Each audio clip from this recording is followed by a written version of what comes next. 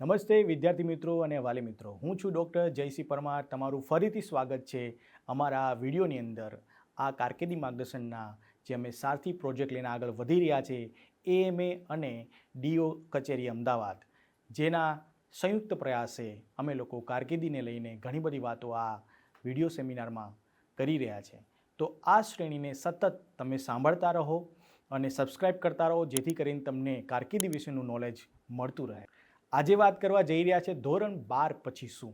લોકો એક વાત ઉપર અટકી જતા હોય છે કે ધોરણ 12 કરી લીધા પછી શું કરીશું. તો અહીંયા એક સરળતા મળી રહે દરેક વ્યક્તિને વિચારવા માટે, એના માટેના અવેરનેસ પ્રોગ્રામ અમે કરી રહ્યા છે.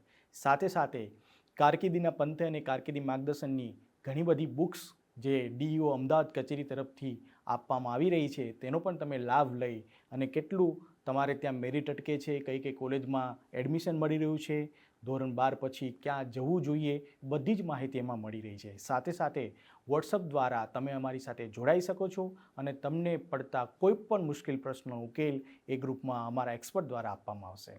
આજે આપણે જે વાત કરવા જઈ રહ્યા છે ધોરણ 12 પછી શું, એમાં તમને લોકોને ગયા વખતે મેં માહિતી આપી હતી, જેમાં ગયા વખતે મેં તમને લોકોને માહિતી આપી હતી કે ધોરણ 10 પછી આપણે આગળ વધીશું, તો એમાં ધોરણ 12 પછી કોમર્સ, આર્ટ્સ અને સાયન્સ આવશે. તો આપણે આજે વાત કરી રહ્યા છીએ સાયન્સ વિશે. સાયન્સ વિશેની માહિતી જ્યારે હું તમને આપી રહ્યો છું, ત્યારે એમાં જે બે ગ્રુપ હોય છે, ગ્રુપ એ અને ગ્રુપ બી. તો ગ્રુપ એની વાત કરીએ તો એમાં એન્જિનિયરિંગને લગતા સબ્જેક્ટ હોય છે, જે તમને ખ્યાલ હશે એ પ્રમાણે ફિઝિક્સ, કેમિસ્ટ્રી અને મેથેમેટિક્સ, આ ત્રણ સબ્જેક્ટ ઉપર તમે એ ગ્રુપમાં લીધેલું હશે તો તમે કયા કોર્સમાં આગળ જઈ શકશો એની આજે માહિતી આપી રહ્યો છું. તો જે લોકો એ ગ્રુપ લઈને આગળ વધી રહ્યા છે એ લોકોએ JEE, જે તમારે એક્ઝામ આપવાની છે, જોઈન્ટ એન્ટ્રન્સ એક્ઝામ, એ એક્ઝામ પછી એના શરૂઆતમાં તમે જે એક્ઝામ આપી રહ્યા છો એ IITs, NITs માટે છે, પણ એમાં પણ બે JEE1, JEE2. એની અંદર 1 અને 2ની અંદર જે લોકો ફિઝિક્સ, કેમિસ્ટ્રી, મેથેમેટિક્સ ઉપર JEE1નું પેપર આપશે અને JEE2નું પેપર જે બી પ્લાનિંગ અને બી ડિઝાઇનના લોકો એમાં ઇન્ટરેસ્ટ હશે એ લોકો એ પેપર આપશે. સાથે સાથે JEE એડવાન્સ પણ એક્ઝામ લેવાઈ રહી છે. એ તમારે IITs માટે અને અધર ઇન્સ્ટિટ્યૂટ જે તમારું મેરિટ લિસ્ટ બનશે એના આધારે તમને એન્જિનિયરિંગમાં તમને પ્રવેશ મળશે. જે લોકો આ એક્ઝામ ક્રેક કરીને 99% લાવી રહ્યા છે એ લોકોને IIT, IIITs અને NITsમાં એડમિશન સરળતાથી મળી જતું હોય છે, પરંતુ એનાથી ઓછા પર્સન્ટેજ છે, જેને 95% પણ છે, એ લોકોએ પછી ડીમ્ડ યુનિવર્સિટીમાં કે પ્રાઇવેટ કોલેજમાં એડમિશન લઈને સંતોષ લેવો પડતો હોય છે. મિત્રો, ગમે એમાં એડમિશન મળે, પણ તમારે જો એન્જિનિયર બનવું હોય તો એમાં ઘણી બધી કારકિર્દી છે, જેની તમે ત્યારે થોડી વાત કરીએ તો એમાં તમારે ઘણી બધી એન્જિનિયરિંગ અલગ અલગ કોલેજીસ છે, એમાં અલગ અલગ ડિપાર્ટમેન્ટમાં અલગ અલગ ફેકલ્ટીઝમાં તમે એડમિશન લઈ રહ્યા છો. એની અંદર અત્યારે સૌથી વધારે કોર એન્જિનિયરિંગની વાત કરીએ તો તમે મિકેનિકલ, ઇલેક્ટ્રિકલ, સિવિલ, ઓટોમોબાઈલ્સ અને સાથે તમે અલગ અલગ પ્રકારની જે અત્યારે હાઈ ટેકનોલોજીમાં વાત કરીએ તો તમે કોમ્પ્યુટર એન્જિનિયરિંગમાં આગળ વધી શકો છો, ITsમાં આગળ વધી શકો છો. એ કોમ્પ્યુટર સાયન્સ છે, ITs છે. પછી તમે આગળ જઈને તમે ઘણી બધી એન્જિનિયરિંગની અલગ અલગ શાખાઓ જે છે એમાં પણ એડમિશન લઈ શકો છો, જેની અંદર એન્વાયરમેન્ટલ સાયન્સ પણ અત્યારે આવી ગયું, એની સાથે એરોનોટિકલ એન્જિનિયરિંગ પણ આવી ગયું, ઘણી બધી અલગ અલગ ઇન્સ્ટ્રુમેન્ટેશન એન્જિનિયરિંગ પણ એમાં આગળ આવે છે. આવી ઘણી બધી એન્જિનિયરિંગની શાખાઓ છે. આ બ્રાન્ચીસની અંદર તમે એડમિશન જ્યારે લો છો ત્યારે તમારે સારી એન્જિનિયરિંગ શાખામાં જવું છે તો પહેલાં આગળ વાત કરી પ્રમાણે તમારે JEE અને JEE એડવાન્સમાં જે આ સારામાં સારા પર્સન્ટેજ લાવ્યા હશો તો મેરિટ મુજબ તમને સારી કોલેજ તમને મળશે, જે આગળ જઈને તમને સારા પ્લેસમેન્ટ પણ અપાઈ શકે છે. ઘણા બાળકો આ એન્જિનિયરિંગ કોલેજમાં ગયા પછી આગળ વધીને ફોરેનમાં પણ એજ્યુકેશન માટે જતા હોય છે. ઘણા લોકો પોતાનું સ્ટાર્ટઅપ પ્રોગ્રામ ચાલુ કરતા હોય છે, એમાં ગવર્મેન્ટના ફંડિંગ પણ હોય છે અને ઘણા લોકો આગળ માસ્ટરમાં પણ જતા હોય છે.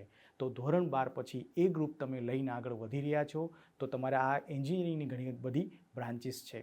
તમને લાગતું હશે બસ આટલી જ બ્રાન્ચીસ છે? ના મિત્રો, તમે આગળ આમાં તમે જોશો ને તો અત્યારે કોમ્પ્યુટર એન્જિનિયરિંગ પછી ઘણી બધી એન્જિનિયરિંગની શાખાઓ અત્યારે આગળ AI, blockchain, data analysis, data scientist, આવી ઘણી બધી શાખાઓ અત્યારે તમને આગળ જઈને લાભ પ્રદાન કરવાની છે.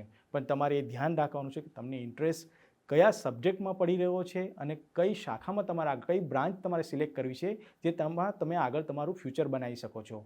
સાથે સાથે તમે જોઈ રહ્યા છો રસ્તામાં અત્યારે ઇલેક્ટ્રિક કાર ઘણી બધી દોડી રહી છે, તો તમે એમાં મિકેનિકલ અને ઇલેક્ટ્રિકલ સાથે તમે મેકાટ્રોનિક્સમાં પણ આગળ જઈ શકો છો. રોબોટિક્સ અત્યારે સૌથી મોટું અત્યારે બ્રાન્ચ આગળ વધી રહી છે, એમાં રોબોટિક્સમાં તમે આગળ વધી શકો છો. પણ આ બધી સુપર સ્પેશિયાલિટીની બ્રાન્ચ કહેવામાં આવે છે. તો બેઝિક તમારે કઈ બ્રાન્ચ લેવાની છે અને આગળ તમે કઈ બ્રાન્ચમાં આગળ વધશો એ તમારે નક્કી કરવું રહ્યું. ઘણા લોકોને અત્યારે એઆઈ અને ચેટ જીપીટી વિશે તો ખ્યાલ હશે જ. તો આપણી ગવર્મેન્ટે એઆઈની 3 મોટી સંસ્થાઓ અત્યારે નિર્માણ પામી રહી છે. ત્યારે તમે એઆઈને સિલેક્ટ કરવા માટે તમે કોમ્પ્યુટર આઈટીમાં જઈને આગળ એઆઈ મશીન લર્નિંગમાં પણ તમે આગળ વધી શકો છો, આઈઓટીઝમાં પણ આગળ વધી શકો છો. આવી ઘણી બધી અલગ અલગ બ્રાન્ચીસ એન્જિનિયરિંગને લઈને આ છે. તો તમે શેમાં ઇન્ટરેસ્ટ ધરાવો છો એ તમારે નક્કી કરવું રહ્યું. સાથે એ પણ તમને કહેવા માગીશ કે માની લો કે કોઈ વિદ્યાર્થીઓ એવું ઈચ્છતા હોય કે મેં અહીંયા આ એન્જિનિયરિંગ કર્યું છે અને માસ્ટર મારે કોઈ બહાર જઈને કરવું છે, તો બહાર તમારા અહીંયા સારા સ્કોર હશે, તમારો જે CGPA સ્કોર છે, તમારા પર્સન્ટેજ છે એ તમારા વધારે સારા હશે, જેમ કે 80% ઉપર હોય, લેંગ્વેજમાં સારો તમારી કમાન્ડ હોય, તો જર્મની જેવા કે ઇટલી જેવા અલગ અલગ કન્ટ્રીઝની અંદર જઈને તમે ફ્રી એજ્યુકેશન મેળવી શકો છો. હા, બિલકુલ સાચી વાત છે. જો તમારે ફ્રી એજ્યુકેશન મેળવવું હોય તો તમારા પર્સન્ટેજ, તમારો રેન્ક વધારે સારો હશે તો જ મળશે. જો તમારે પર્સન્ટેજ ઓછા હશે તો તમને ફ્રી એજ્યુકેશન નહીં, પછી ત્યાં તમારે ત્યાંની પ્રાઇવેટ યુનિવર્સિટીમાં એડમિશન લેવું પડતું હોય છે.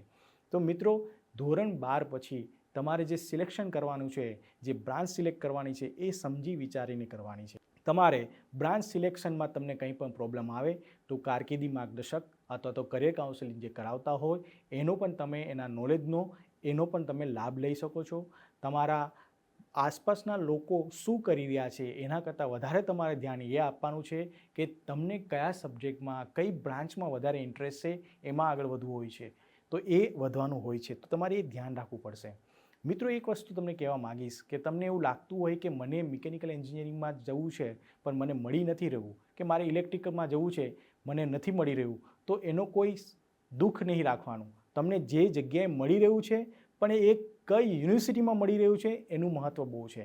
કેમ કે હવે ઘણી બધી વસ્તુ માર્કેટમાં એવી છે કે તમે એને એક્સ્ટ્રા સ્કિલ ડેવલપ કરીને તમારી જે કોર એન્જિનિયરિંગ સાથે એને મેચ કરીને તમે સારી જગ્યાએ તમે તમારું એડમિશન લઈ શકો છો. તમે જોતા હશો કે ઘણા લોકો અત્યારે સારી કંપનીઓમાં કામ કરી રહ્યા છે, એનું કોર એન્જિનિયરિંગ ઇલેક્ટ્રિકલ હોય અને કોમ્પ્યુટરની કોઈ આઈટી સેક્ટરમાં છે, તો કઈ રીતના ત્યાં પહોંચ્યા છે? એનું એકમાત્ર કારણ એ છે કે ઘણી બધી જગ્યાએ અત્યારે તમને સ્કિલ ડેવલપમેન્ટના કોર્સિસ અવેલેબલ છે. જેમ કે કોડિંગ અત્યારે શીખવા માટે દરેક લોકો અત્યારે આગળ વધી રહ્યા છે. તો ઇલેક્ટ્રિકલ એન્જિનિયરિંગ કરેલું છે, તમને કોડિંગ પણ આવડે છે, તો તમે એવી કોઈ શાખામાં આગળ જમ્પ લગાવી શકો છો જ્યાં આ બંને વસ્તુની જરૂર છે. તો તમારા ઇન્ટરેસ્ટની વસ્તુ હોય, તમને જે વિષય પર રસ પડતો હોય, તો જ તેમાં તમે આગળ ફોકસ કરી શકશો, કોન્સન્ટ્રેટ કરી શકશો અને આગળ વધી શકશો. તો કઈ કોલેજમાં એડમિશન લેવું એ પણ મહત્ત્વનું છે. જેવી તેવી કોલેજમાં એડમિશન લઈને ત્યારે તમે મુશ્કેલીમાં મુકાઈ જશો. એક એક્ઝામ્પલ તમને હમણાં મેં આપ્યું કે તમારે ફ્રી એજ્યુકેશન માટે જર્મની જવું હોય તો તમારે સારો CGPA સ્કોર તમારો હોવો જરૂરી છે. પણ મિત્રો, તમને ખબર છે કે જો એક્રિડિએશનવાળી કોલેજમાં તમે એડમિશન નથી લીધું તો તમને જર્મનીમાં એડમિશન જ નથી મળવાનું, કેમ કે ત્યાં એ લોકો એક્રેડિએશન વગરની કોલેજોને એડમિશન નથી. અહીંયા તમને એવું કહેવામાં આવશે કે અમારા યુનિવર્સિટીના કેમ્પસ સારા છે, અમારી કોલેજીસ સારી છે, અમારો ડિપાર્ટમેન્ટ સારા છે, અમે ઘણી બધી બ્રાન્ચીસમાં એડમિશન આપી રહ્યા છે, પણ એ યુનિવર્સિટી જે છે એ ડીમ્ડ યુનિવર્સિટીની અંદર અથવા તો કોઈ વેલ નોન યુનિવર્સિટીની અંદર એવા કોર્સિસ હશે કે જે એક્રેડિએશનવાળા નહીં હોય. તો એ એક્રેડિએશન વગરના કોર્સિસ હશે તો તમે આગળ જઈને જર્મનીમાં જ્યારે એડમિશન માસ્ટર માટે જશો તો તમને એડમિશન નહીં મળી શકે, કેમ કે ત્યાં એ અલાઉડ નથી. એવા ઘણા બધા કન્ટ્રીઝ છે જેના અલગ અલગ રૂલ્સ એન્ડ રેગ્યુલેશન હોય છે. એના માટે પણ તમે સારો એક માર્ગદર્શન મેળવી શકો છો. અમે લોકો પણ તમને સતત આ પ્રશ્નના ઉકેલ આપતા રહીશું અને તમને મળતા રહીશું. તો આ ધોરણ 10 પછી એ ગ્રુપ કયા વ્યક્તિઓએ લેવું અને જો તમે એ ગ્રુપ લીધેલું છે તો આગળ કઈ રીતના વધવું એની માહિતી તમને મેં અત્યારે આપી. હવે આપણે વાત કરીશું બી ગ્રુપ વિશે.